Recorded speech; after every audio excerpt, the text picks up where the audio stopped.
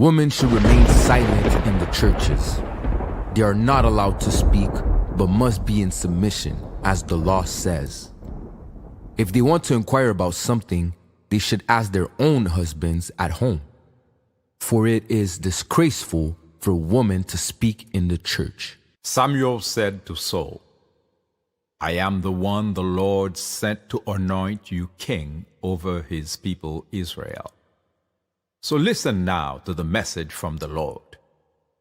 This is what the Lord Almighty says. I will punish the Amalekites.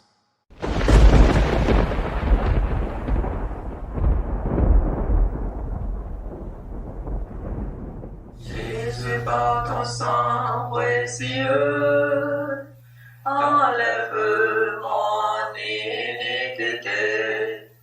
Regarde-moi sur les cieux, dis-moi que tu m'as pardonné. J'ai longtemps erré cœur rebelle, mais j'entends ta voix qui m'appelle. Au pied de ta croix maintenant, tout confus, brisé, je me rends. Blanc, blanc, plus blanc que neige, blanc, blanc, plus blanc que neige, lavé dans le sang de l'agneau, je serai plus blanc que la neige. Now go, attack the Amalekites, and totally destroy all that belongs to them. Do not spare them. Put to death men and women, children and infants, cattle and sheep, camels and donkeys. 1 Samuel 15.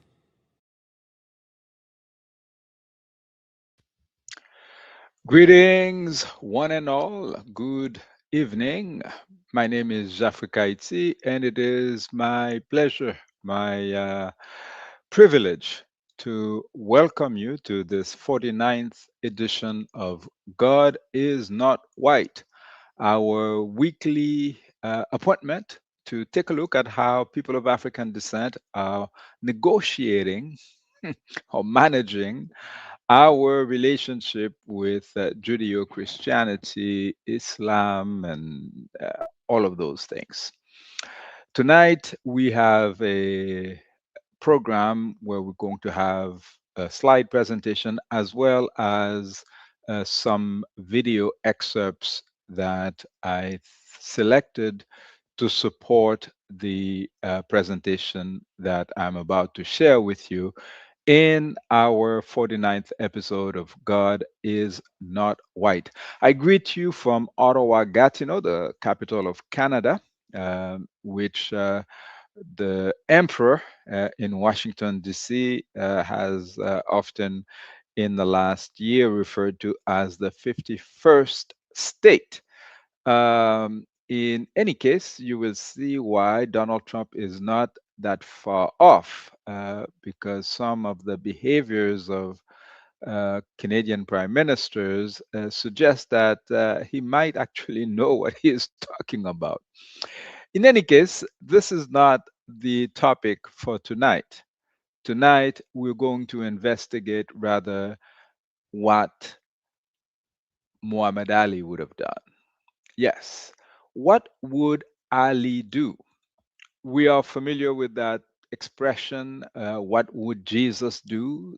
Often we hear people ask this question as, a way of saying people who are following Christianity, then they might look for,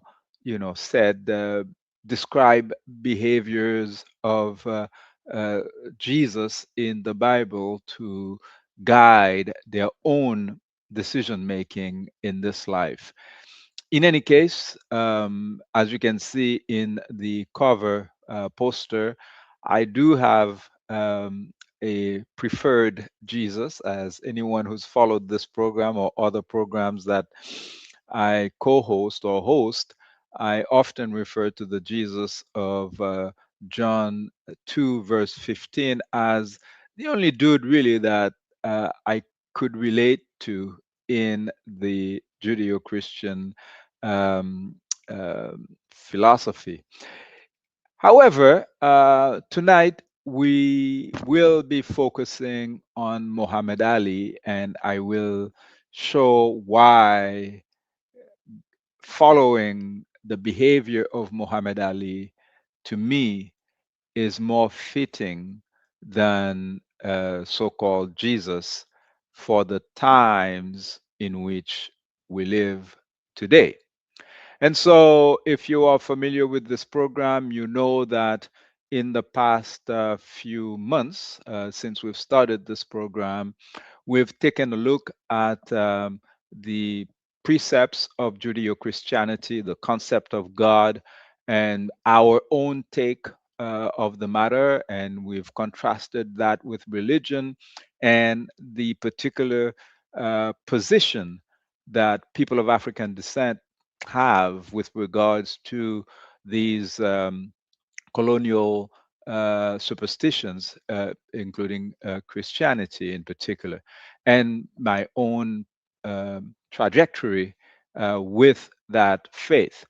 Um, and then, we talked about the impact of white Christian nationalism in the decision making of the current US regime led by Donald Trump.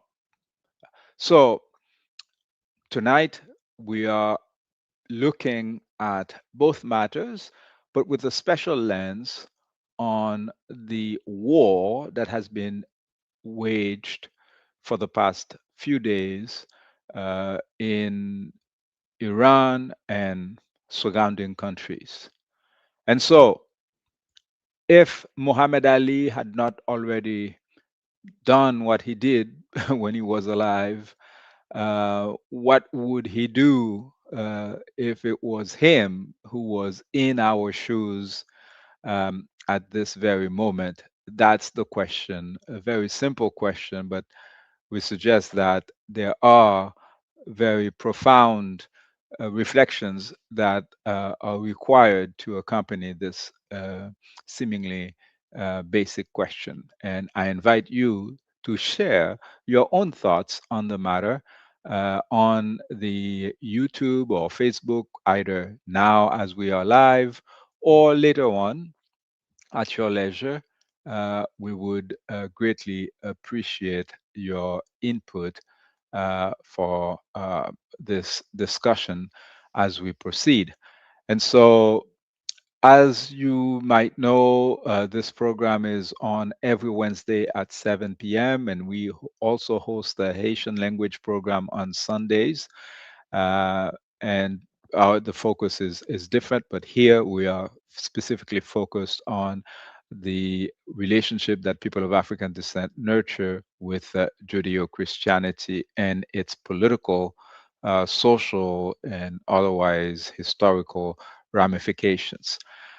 And so, when we take a look at what's been in the news these days, again, greeting you from Ottawa, Canada. If you were watching Canadian TV, you would see that all fears concern rising price of oil and everything else in the aftermath of US and Israel attacks on Iran. That's basically the major concern. Because, of course, bombs are not being dropped on our heads here in Ottawa or in New York or anywhere near where we are. And so the preoccupation is economics. And I could not help bringing this to a comparison of what was the preoccupation of people in Europe during the time of the abolitionist revolution in Haiti. Because, of course, from the perspective of the Africans who were kidnapped, displaced, tortured, murdered, raped, brutalized, enslaved on the plantations of the Americas, the revolution was something that should have happened sooner. They couldn't wait for it to happen because it meant liberation. However, if you think about the perspective of people in Europe, in North America, or in the colonies such as Jamaica, that was near Haiti, or Puerto Rico, Borican, that the Spaniards stole and renamed Puerto Rico, Cuba, all of these places, the preoccupation was completely different. They were like you see on English and French language television in Canada today, preoccupied about the economic impact of that revolt on their own lives. That is, how is the price of sugar going to be affected by that revolution? I make this parallel to make the point that um, like Dr. John Henry Clark said, um, you know, all history is current events, and that though the events that happened 5 minutes ago were inspired and influenced by what happened 5 hours ago, 5 months ago, 5 years ago, 50 years ago, and so on and so on, right? There is continuity in human behavior. And we are lucky where every now and again people take the stance to make radical change for the better. Okay, and so in this episode, we will discuss the current level of opposition to the illegal and barbaric war launched by zionist-controlled Donald Trump and his white Christian nationalist klan. And like I described, the opposition is not going to be coming from the folks who are worried about, whether the Dow is going up and down and the TSX, and that's not where the opposition, and we've seen it already. All right, there are people in the streets, clamoring against this illegal war, but it is not really the same crowd as those who are glued to their TV worrying about the prices. Like I said, this is not new. While we, sons and daughters of Africa, were jubilating because of the anti slavery Haitian revolution, it was for the white world the end of the world, a great menace, something that they all fear, and they consider it must be, s- you know, left to only that island, and do not let this spread because they need to enslave people in order to live happy lives from their perspective. And so when we see news, um, beyond the propaganda that is on CNN and some of the other so-called mainstream media that show us the pictures of these 150 or more girls who were murdered in Tehran when the U.S. and Israel attacked the people of Iran, and we see the thousands upon thousands of people who showed up for their funeral. It is a reminder that we are not all watching the same film if TV is our source of information, because there is, as they've often said, the first casualty of war is the truth because of the way mass media is controlled. But this is a very interesting article that I bring to your attention, and there's a couple of quotes there.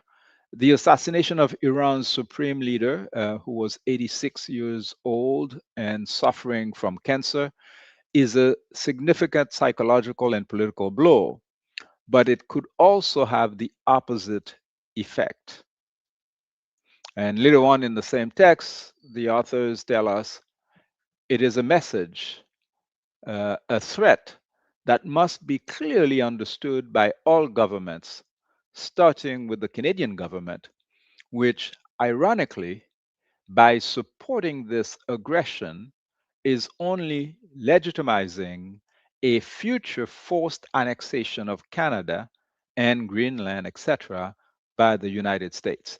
Now, I don't necessarily agree with everything that this author is saying. However, I think there's a valid point here because Mark Carney, when he was in Davos the other day, making speeches, he wanted to show up as someone who is critical of the fact that people are abandoning the rule-based international order. But at the first occasion, he is again doing what Canada usually does, that is, side with the bully in Washington, D.C., whoever he is.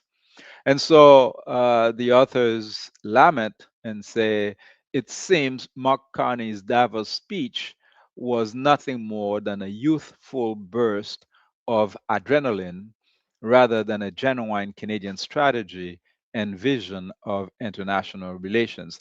I hate to be saying I told you so. We were a number of us who, from the time that he made that speech, who said this is hot air because we've seen this before, whether in the case of assassinations, such as the brutal, cowardly murder of Patrice Lumumba, Prime Minister of the Congo in 1961, where Canada collaborated with the other white supremacists to kidnap and help mobilize the United Nations, okay, to subdue the rightful prime minister of Congo. And the Congo is still suffering, has not recovered from this brazen assassination, which involved the Belgians, the Americans, the British, the Canadians, etc.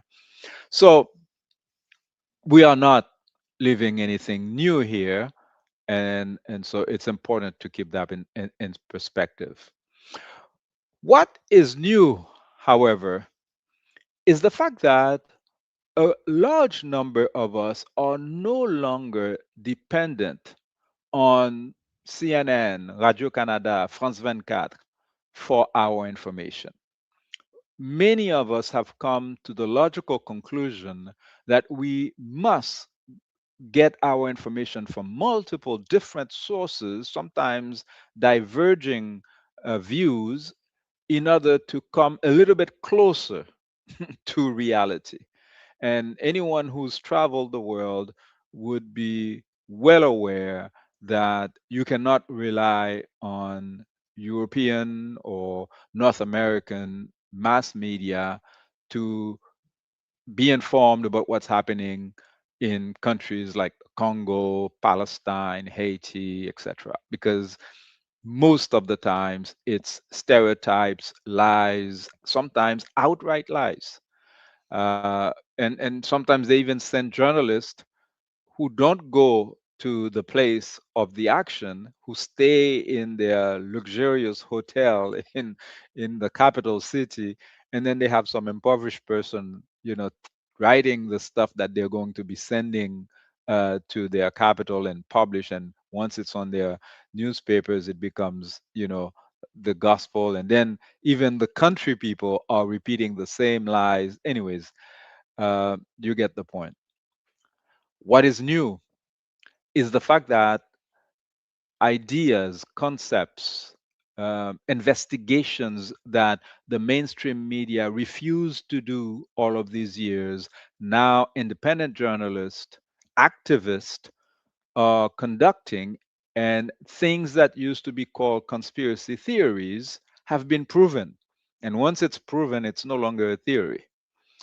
One such element is what is being discovered in the released Epstein files. I know these files are being released, with a lot of precaution. There's more redaction than um, revelations. However, uh, people who are patient and who are doing the hard work are sharing with us some important information. And so, this one quote here from Marcos Paulo Cordero is quite interesting, and something that is quoted from Jeffrey Epstein in February 2016's email to Peter Thiel, co-founder of PayPal, is quite important. Uh, he says, and I quote, "As you probably know, I represent the Rothschilds." This is Jeffrey Epstein saying that.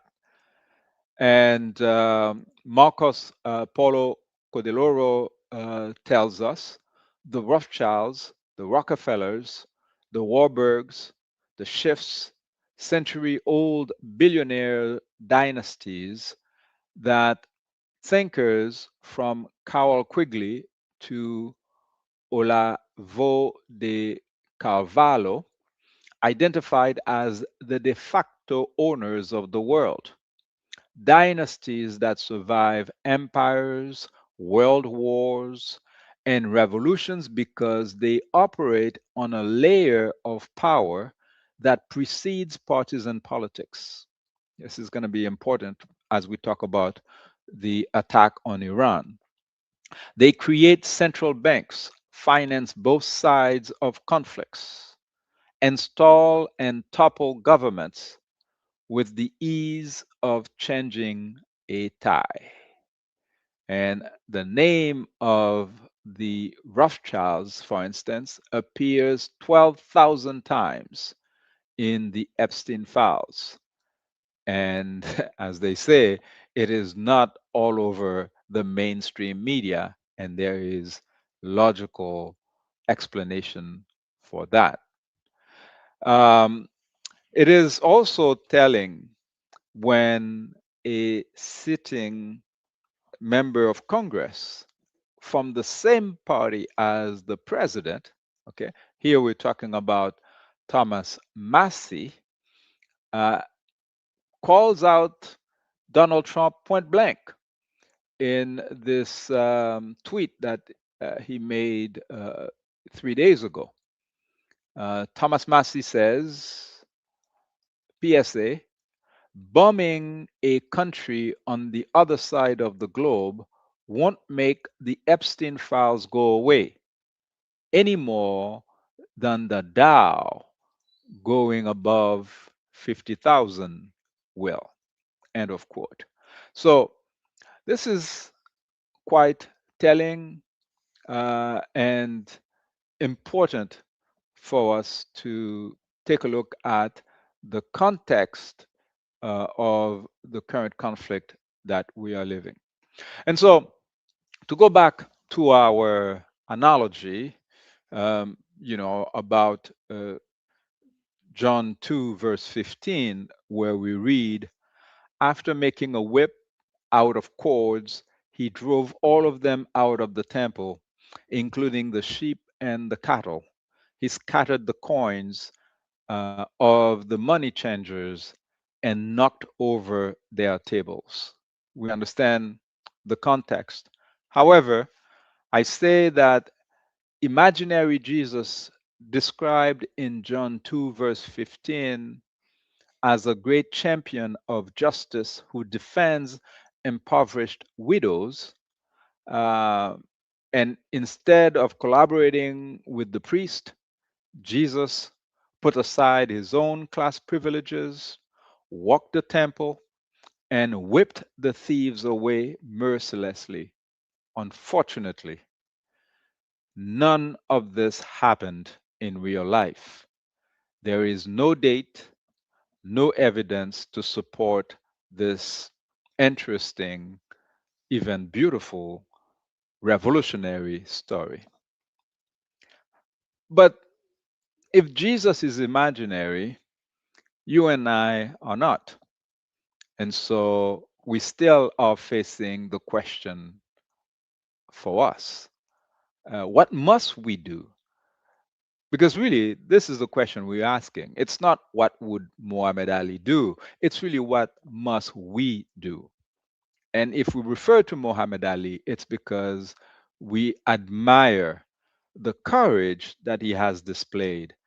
And I submit to you that none of us need to be either Jesus or Muhammad Ali to do something about the catastrophic situation that our world is facing tonight.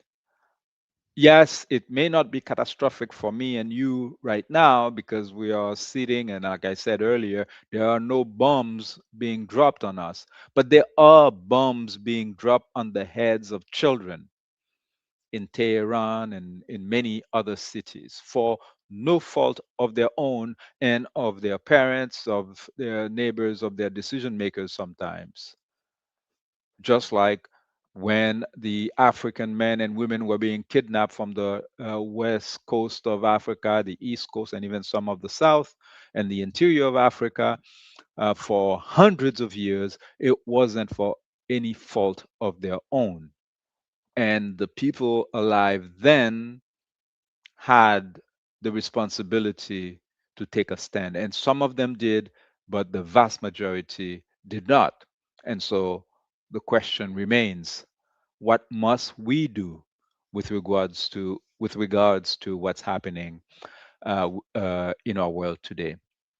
Well, here are a few examples. I will start with this brother here, you see, with the black t-shirt, who has a very, very interesting video where he describes the connection between the war or the attack on Iran and the Epstein scandal. Israel is in a full-blown fucking war with Iran. The supreme leader is dead. Trump is threatening to go nuclear. That's like a sexual fantasy for him. Abuse millions of kids at once. Just yesterday, they blew up a girls' school, killing more than 150 children. And Israel is still calling it preemptive and preventive, just like all that preemptive child molestation in the Epstein file, collecting blackmail on all these motherfuckers. Because he was clearly a Mossad agent and friends with the prime minister. You really have to connect their sexual, psychological, and military abuses of children because they present a clear strategy to dominate the future by exploiting and destroying the youth. Add in Ellison TikTok takeover and it's a done fucking deal. When I was in Palestine in 2018, what really radicalized me was seeing the abuses of children, like watching 5-year-old kids get dragged to prison by the IDF. Sounds a little bit like ICE, huh? Yo, these nations are built on a fundamental underlying lie. The superiority of their lives and the right to exist on stolen land, the right to control the rest of the world. That's why they lead with violence, because violence is a deflection for logical fallacy. Now, of course, as always, Israel has presented themselves as the grand victim. They must defend themselves by killing kids. But it's a logical fallacy because when have you ever seen a presently oppressed group capable of launching military strikes against all their neighbors? Congo does not have the ability to nuke Rwanda. Sudan is not capable of targeted, coordinated strikes against the UAE. They do not decide what's covered on the news. They're not involved in hostile takeovers of social media and TV networks. Because you don't get to have the full power and might of the United States war machine and convince anyone you're the oppressed victim. And the Democrats watching it happen. Why? Because they funded by the same bank. AIPAC Shakur like a motherfucker. I won't deny it. Epstein was a Democrat. By the paper trail.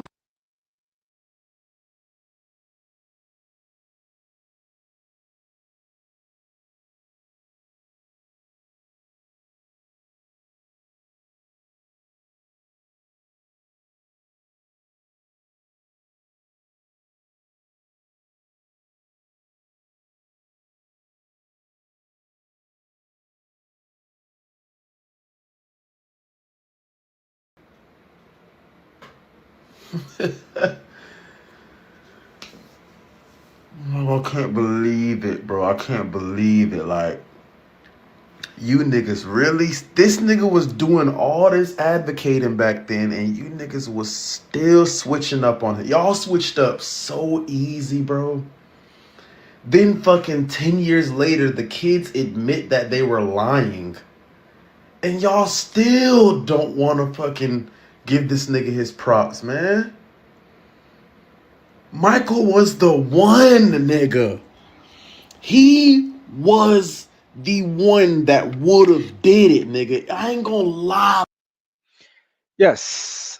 So there are a number of brave young men and women who are putting information out there, analysis in many different languages and tones. And I think it's important.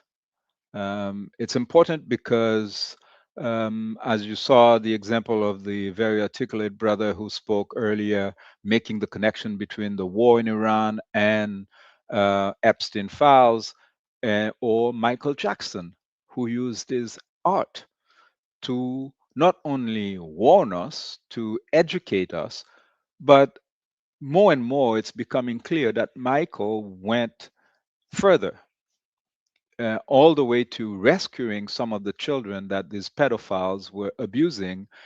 And he was the one accused. And so projection was applied against him. That also is something from the past. Earlier, I spoke to you about the Haitian Revolution, right?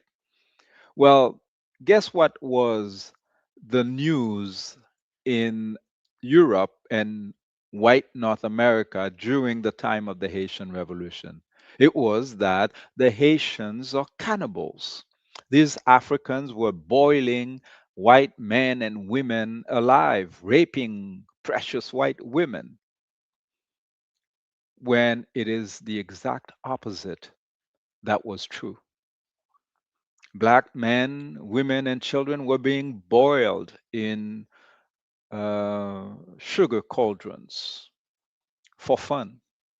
They invented new vocabulary like faire sauter le cul d'un nègre, which meant that they took powder, gunpowder, and they put it in the sexual parts of a man or of or a woman, and then they light a fire, blew them up.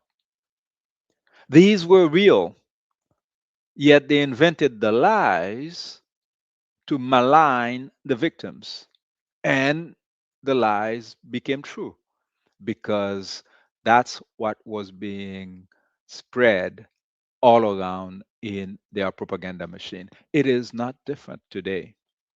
So these days, a lot of people are suggesting that, well, apologies are owed to Michael Jackson. Yeah, more than an apology.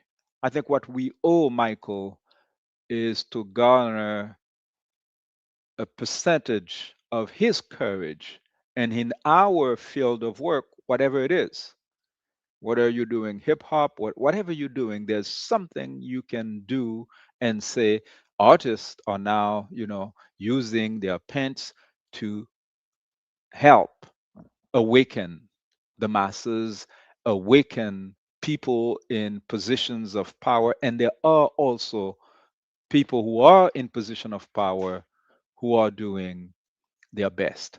One example is Representative Ted Lieu, and I will share now with you his own take on the situation. Let us watch. This was the day when Pam Bundy came in front of the Congress and was lying straight up. And Representative Ted Lieu was not letting her have it. Let us watch. Another man, Donald Trump, who is all over the Epstein files, like former Prince. Here's a video.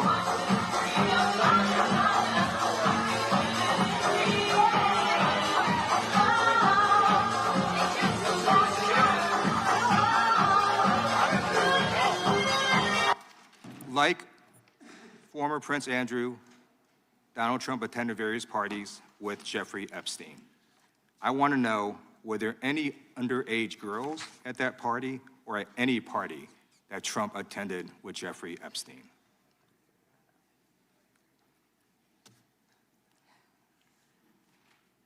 This is so ridiculous, and that they are trying to deflect from all the great things Donald Trump has done. There is no evidence that Donald Trump has committed a crime. Everyone knows that. This has been the most transparent presidency. He's the one that asked that those files I'm reclaiming my time. be I got your released. answer. You said there's no President evidence. Trump asked Mr. Chairman, that please they stop the clock. sign Please stop the clock. the legislation.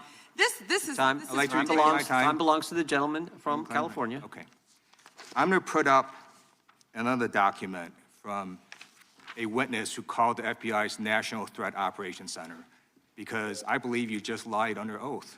There is ample evidence in the Epstein file. Don't you ever accuse me of a crime. I believe you just lied under oath, and this is all on videotape. You said there's no evidence of a crime. I'm showing you, here is a witness statement who called into the FBI's Threat Operations Center. He drove Donald Trump around in a limo. He overheard what Donald Trump said to Jeffrey on his cell phone. He was so angry, he was going to stop a limo and hurt Donald Trump. And he met a girl who said she was raped by Donald Trump and Jeffrey Epstein. She later had her head blown off, and officers at the scene said that could not have been suicide. No one at the Department of Justice interviewed this witness. You need to interview this witness immediately. Epstein should rot in hell, so should the men who patronized his operation. And as we sit here today, there are over 1,000 sex trafficking victims, and you have not held a single man accountable. Shame on you. If you had any decency, you would resign right after this hearing concludes. The gentleman has expired. May I respond? Yeah, I don't know how you respond. No one can. I did not can ask a respond, question, but Ms. he doesn't You're want allowed to talk to. about I did the not ask a horrific question. crime in California. He does not want to talk about I did not ask a crime question. in his She state. can't just Madam ad Attorney lib General. stuff. I did not ask a Donald Trump. question. Committee will be.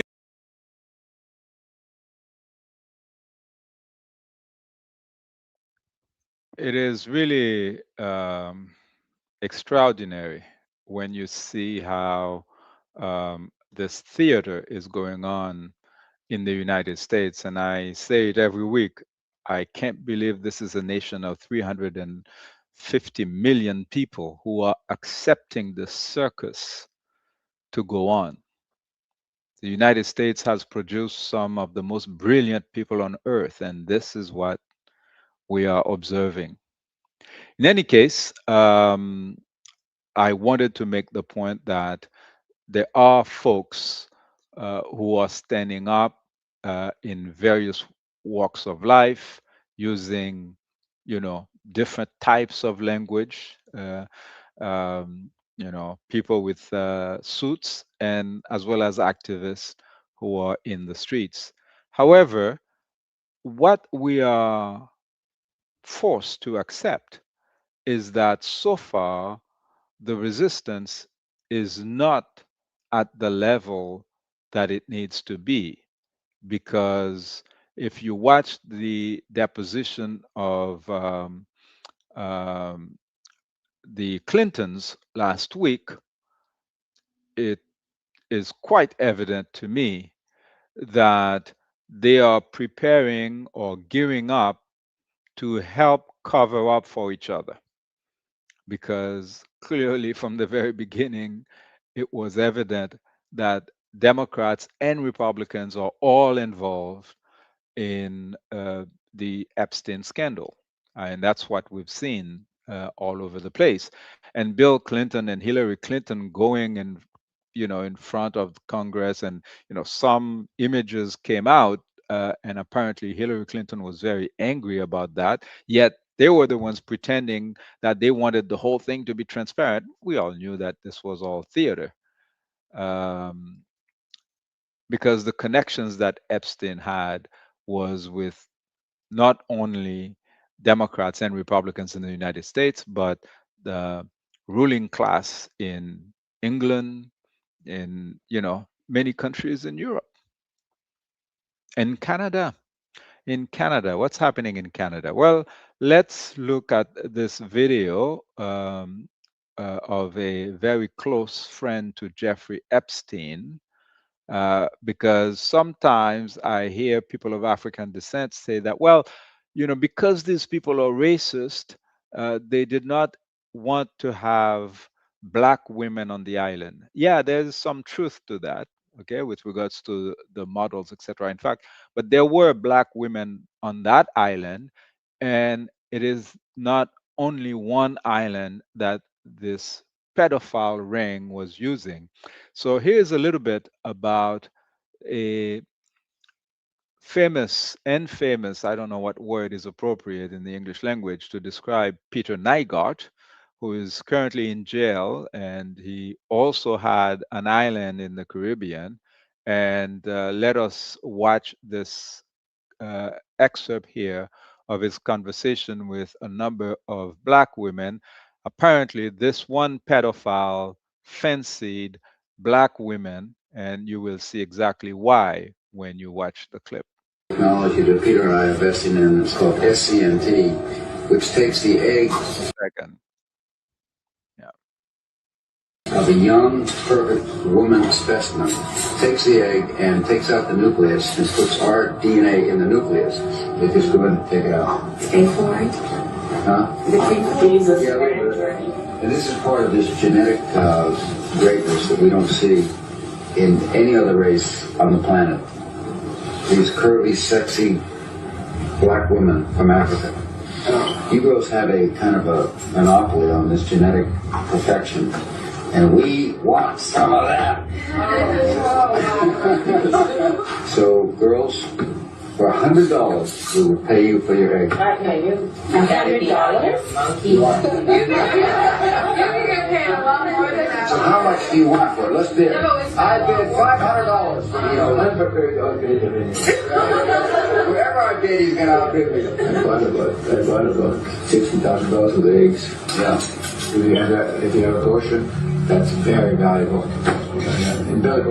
Did you hear what this old bastard said? $100 for your eggs. And they're joking, they're laughing. Of course, you can see some of the black girls are laughing nervously. You don't know exactly the context in which this is happening, whether some of them feared for their lives or not.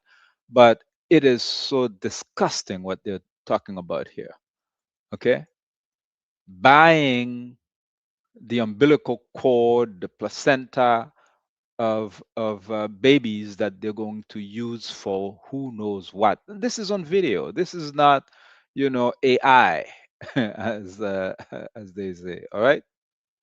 Cord, placenta, in your period blood is so rich with stem cells. We regard it as waste, and it actually should be. It should be captured. It's recycled, and it should go to waste.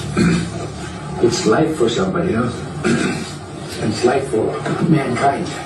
The best eggs are 16 to 18 years old. Those are the best eggs. As you get older, your eggs get weaker and weaker. That's not thinking. So you may not be our candidate. No, that's fine. I'm down with my business anyway. Yeah. Peter Nygard researched that name. This bastard, they tried their best not to arrest him because all of these old farts are billionaires and they have contacts, but eventually they arrested him. And of course, he's got connections with Epstein. And we're really just at the beginning of the discoveries connected to this network of pedophiles, and no one is spared. So please, this idea that no, this is not my story, this doesn't concern me, no, this won't work.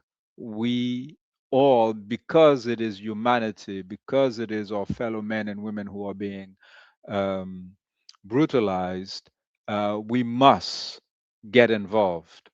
And we are more numerous than them. And the intimidation, the fear tactics that they are using. Brothers shared a video when Michael Jackson made a final call. Michael Jackson's last phone call. He knew they were going to kill him. That's also something you might want to check out online. But let us proceed. We say that, yeah, Jesus is imaginary. That's La La Land. But we have the real example of these brave men and women who are sharing information about what's happening in our time. Like Nina Simone, the singer, said, we must represent our times. Like Miriam Makeba showed us. Like John Brown, this white man who stood against racial slavery in the United States, did in 1859. Okay, we have countless examples of brave men and women who stood for right against might. But I think no one did it as majestically, as brilliantly as our beautiful, beloved Muhammad Ali. And so, like I said, we don't have a date for the events described in John 2, verse 15, where Jesus is said to have beaten the money changers in the temple. But we know that it was April 28, 1967, when this real flesh and blood, 25 years young Muhammad Ali risked wealth, reputation, freedom, his heavyweight world championship belt, and so much more to stand in opposition to the barbaric US attack on Vietnam. We will continue to salute him, but not just for the pleasure of honoring one of the best among us, but so that we can take the appropriate lessons for our own behavior, for our own lifetime. Let us watch a few clips, a few videos, because we are lucky to have had video testimony of our beloved Muhammad Ali. And this is, I'll start with this one here, where he's describing, he's basically refusing, he's denouncing the Vietnam War. This is on television. He's done it in many different ways at various fora, but I think some of these you've probably seen before, but I think it's important for us to replay a couple of these. Right now, spending $30 million a day in Asia, black and white boys are dying unjustly for nothing just to free somebody else. So, yes, Muhammad Ali again. Let's replay it. White America right now spending $30 million a day in Asia. Black and white boys are dying unjustly for nothing just to free somebody else. So why should I worry about going to little old jail to free my poor people who's been catching hell here for 400 years?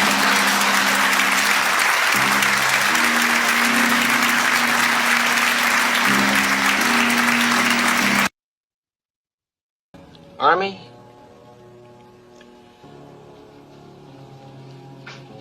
Cassius Clay, Army? Will you please step forward and be inducted into the Armed Forces of the United States? You'll have another chance in a few minutes to reconsider and be inducted. You'll go back in that room, they'll call your name, and they'll tell you once again to take that step. I'm against the war in Vietnam. I don't think black people, I don't think they should go to Vietnam and fight Asian, yellow people who've never lynched us, raped us, caused niggas, deprived us of freedom, justice, equality, for the same white man who's not freeing us right here in America. Really, my conscience won't allow me to go. Although I won't have to go, you offer me deals where probably I don't have to fight, or I could have it easier, or do like Joe Louis did. But still, I know that you're using me to lead other people to the service, which is leading to slaughter, and my conscience will still bother me. Sir, I'd just rather go to jail. Here's a lynching written by white men.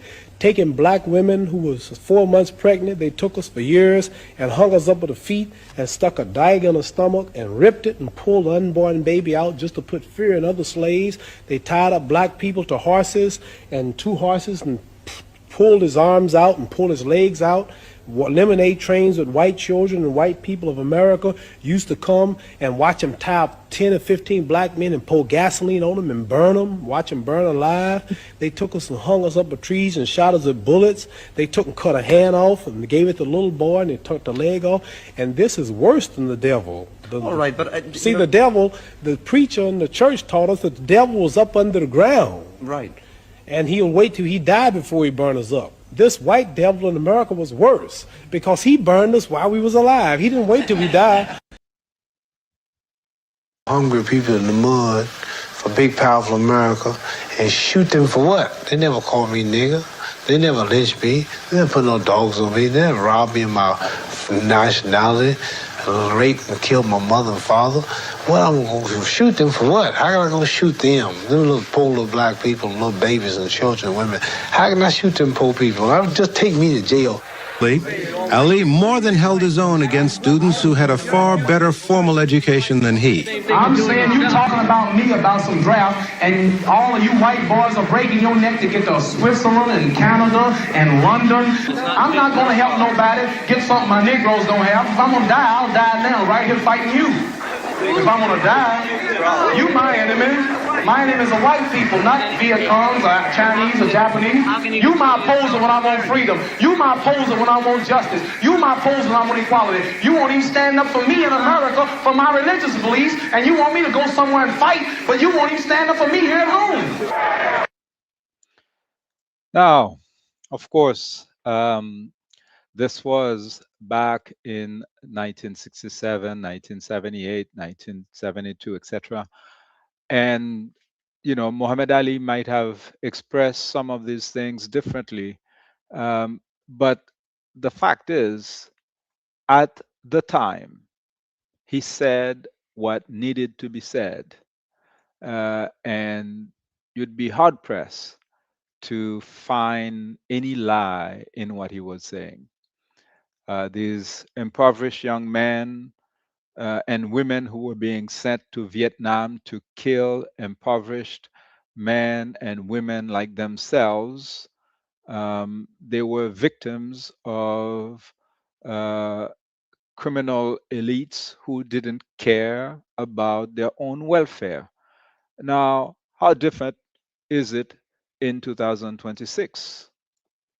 When you look at the profile of the folks who are in the US Army today, how different are they from the young men and women who were in these armies in the 1960s? Let's take a look.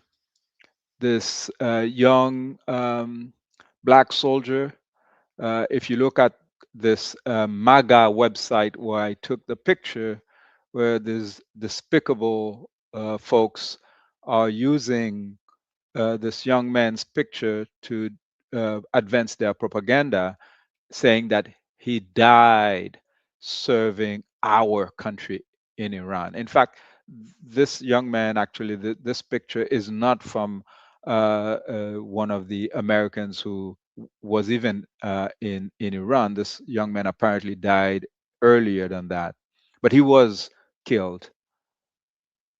But he didn't die serving any country. He died because a whole bunch of old racist white farts who are too coward to fight their own battle put him in the front like cannon fodder.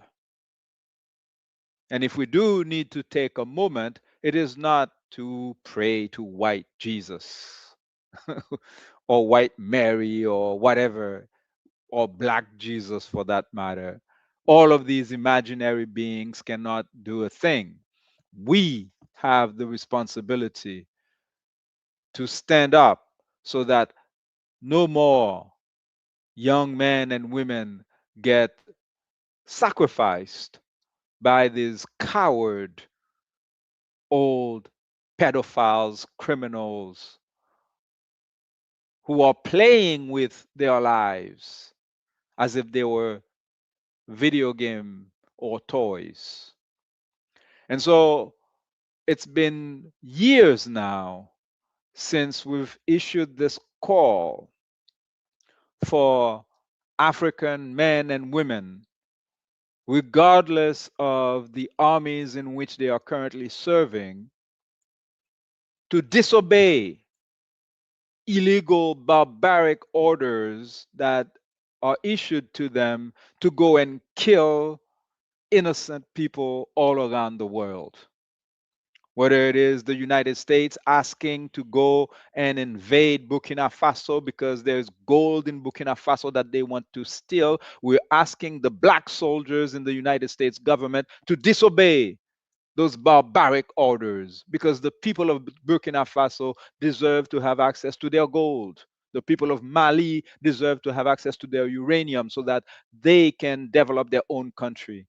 The people of Bolivia deserve to have access to their lithium so that in the new economy, the clean economy for the car batteries, that Bolivia can take advantage of this switch so that they can catch up economically. It is not up to you after you have stolen human beings from Africa, stolen lands from the Americas, from Australia, from South Africa. You've stolen everything. And you're still not satisfied because it is not in your nature to know when to stop. And so it is up to us, decent human beings, to stop you. Black and brown US soldiers are dying for in the front, fighting on behalf of the Ku Klux Klan. Yes, we are not exaggerating. Like I said, this picture on the right, I took it from a MAGA website who are using the picture of this young man for propaganda. But let us take a look at who is currently running the show in the United States. We are reminded that Pete Hegseth was banned from the 2021 Biden presidential inauguration. Why? Because his white supremacy tattoos flagged him as an insider extremist threat. Now he is Secretary of War for a cabal of white supremacists waging an illegal and racist war. This is not comic book stuff. This is not, AI, like I said. This is reality. It's not for TV, it's real life. You have a raging racist bastard, okay, Secretary of War of the United States, a country that have access to nuclear weapons. The only country that has used nuclear bombs in the history of the world twice. This bastard is Secretary of War in the United States. And despite all of the evidence that has been collected about all of the criminals around Donald Trump, none of them have faced justice. And we are nowhere near any progress in the US justice system. Reverend Jesse Jackson transitioned to the realm of the ancestors the other day, but those of you who know or remember would know that he was involved in the release of prisoners of war or hostages taken by the Iranian regime back in the late 70s. An interesting fact here. During the 1979 Iran hostage crisis, Iran released all 13 Black American hostages and kept the others. Why? Because they were racist? No. In their own words, they stated that none of what's happening was the fault of Black people, and that Black people in America were already oppressed enough in their own country. You guys are probably familiar with Dave Chappelle's comedy about why Black people are usually not taken as hostages by so-called terrorists. Yeah, it's a joke, but it's not baseless. They know quite well, like Dave Chappelle said, that America doesn't care about Black people if they were to be taken hostage. This America is written with the 3 Ks.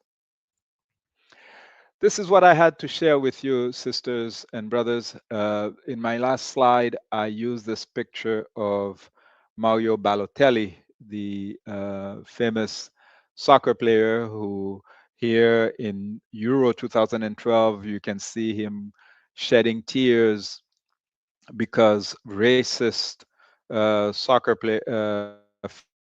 fans in Italy, Europe in general, because it's not just in Italy, they were throwing bananas on the soccer field because there are a lot of stupid white people who somehow don't seem to see properly that they actually look closer to the chimpanzees than black people, because if you look at the lips of chimpanzees and you look at the lips of black people who have full lips, there is actually no connection. But in any case, this is not the point. But these idiots were throwing bananas, and they still do it. The other day, they were doing it to Vinicius.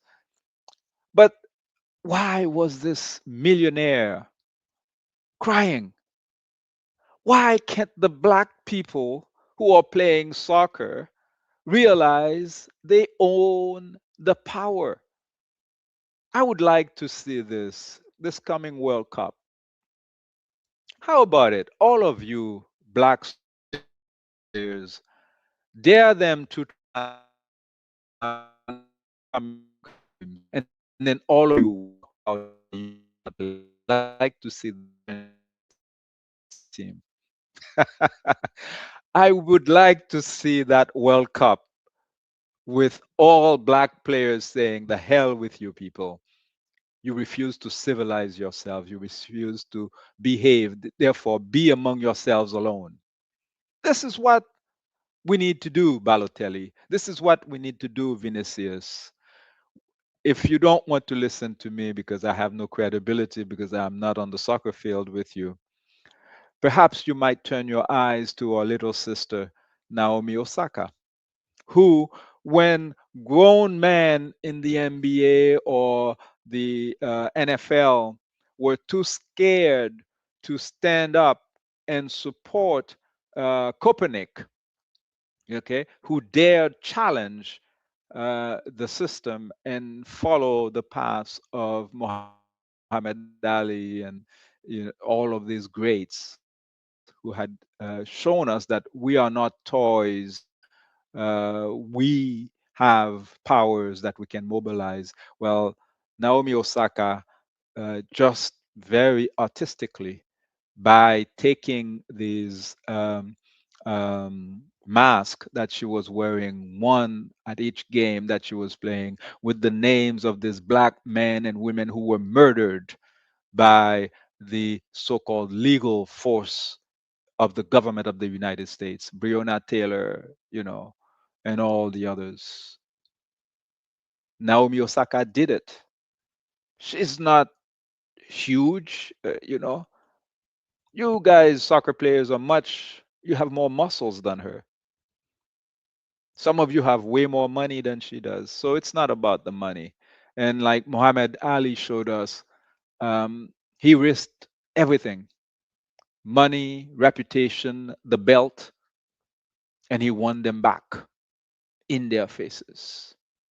And like everyone else, he lived and then he died with his dignity. And so, cry no more, brothers and sisters. Stand up and be worthy of our ancestors. The great Haitian singer Bito Vaoba reminds us that pa kite diabla fe wal touye frè ou. Lò wè diabla vin pi brigand, tombe l pral tombe. Yes, when you see that the devil is making noises, is threatening people, ice is all over the place, that's because they are in panic mode.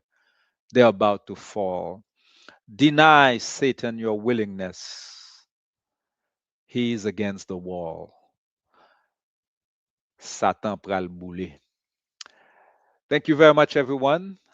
We went slightly over time again tonight. We're not going to make it a habit. And I thank you very much for the fact that you chose to share this time with us. Like I said at the beginning, for those of you who speak Haitian Creole, I invite you to join us every Sunday at noon, we have a program titled Cause Nef, Tankouze Fre, where we welcome guests from all around the world who are connected with our beloved Haiti. And so let me end with this little montage that we did about the founder of the Haitian Revolution. Okay. I do not see the one from Dessalines here, so I will instead share with you the one featuring our precursor, the great Toussaint Louverture. 23 d'août 1802, prisonnier Toussaint pati kite Brest. Li pap jam gen chans wè ni pitit li yo, ni madame li anko, jouk li trepase 7 avril 1803. Dictateur la France lan à l'époque, Napoléon Bonaparte lui-même, pat gen lot préoccupation au sujet grandet africain ça. C'est soi-disant cachette jalajan ta quitté nan zile a quel besoin qu'on ait. Napoléon voye yon espion qui relève Kafareli bon côté Toussaint Louverture pour battre vente monsieur. Toussaint qui était isolé dans pays Frédissa, loin pays li, famille li, l'armée li, rêve liberté li. Gade blanc li dit. Jeune homme, c'est vrai. Moi perdi un pile trésor, mais moi pas quoi c'est qualité trésor l'esprit gen la dap sou yo. 7 avril 1803, Toussaint mourit grand goût dans prison foi des jours. Toussaint Guinou, petite Ouagaou Guinou, Toussaint Louverture, gouverneur général zile Haïti, mourit grand goût en ranyon dans frédité cachou foi des jours en bas patte Napoléon Bonaparte. Là nous considérer qu'aucune chaîne travail nèg l'Afrique ça a réalisé et puis comportement devant puissance qui était plus fort sur planète là à l'époque, nous comprenons pour qui ça Wendell Phillips dit était calé Gilles dans jeu colon français qui t'a mené aller en exil là pour lui dire gardez non jeune homme. Ti bateau là pas grand assez pour l'hypothème. Pourtant Toussaint mourit, il mourit net. Sous même bateau l'exil là, il était dit qu'il l'histoire s'est obligé de reconnaître comme parole conséquent, prophétie qui accomplit. Des pays aiment Jean Nouvelé, mais en vérité, c'est la messier à terre. Pied bois au bail pour liberté a, ou mettre couper tête li, l'a toujours joint pour lui donner. Ou quoi c'est en pile, ou quoi c'est jam sa jam, racine liberté. Aux autres dit, mais le pas c'est pour ça.